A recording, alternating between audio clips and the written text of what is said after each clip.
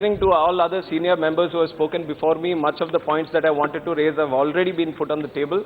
So I'd like to be very concise, since the time is also very concise, on the points that I want to make on behalf of my party also.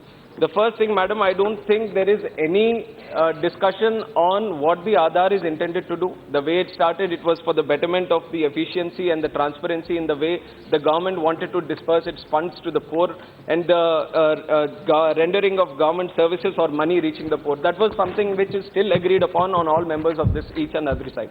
But what is for discussion right now is the other side of this Aadhaar bill, which infringes on the personal privacy and the data security. These are the two issues that have been mentioned in the Supreme Court judgment also of the K.S. Puttaswamy and the Union of India.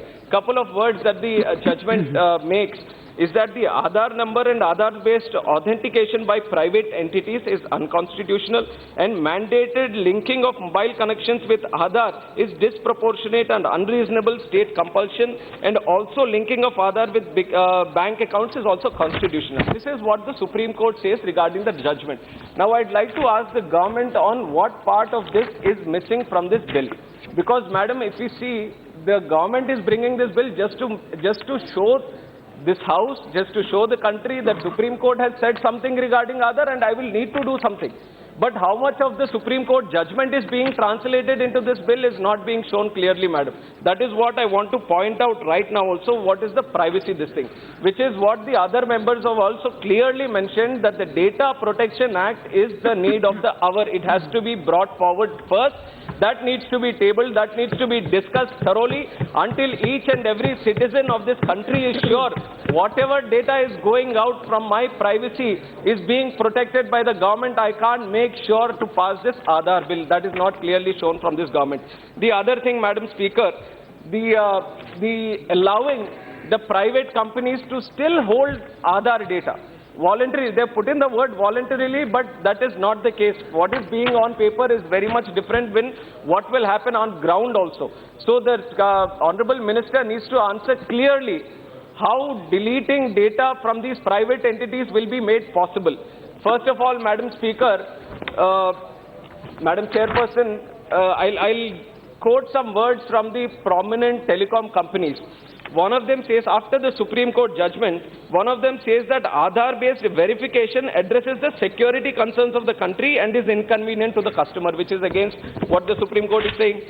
And the other one, much important, bigger player, which already Owaisi Saab has also mentioned, it says that 90% of subscription for our company was through Aadhaar. So Aadhaar authentication should continue, and the central government should make a law so that this Aadhaar enabling should continue.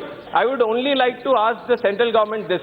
Is it listening to the common citizen of this country, or is it listening to the private entities of this country? Because what happened today, madam, to save our constitution right to privacy, people had to go to the Supreme Court to protect it. And private entities, to save their own companies, they have approached the government and they've got this bill. Madam, it is a serious shame on this country for doing this, madam.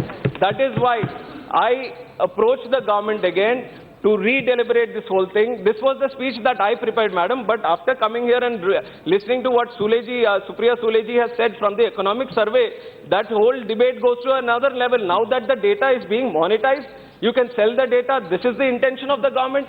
Now, if this is the intention of the government, we request from our party that this bill needs to be further deliberated. It needs to be sent to the committee.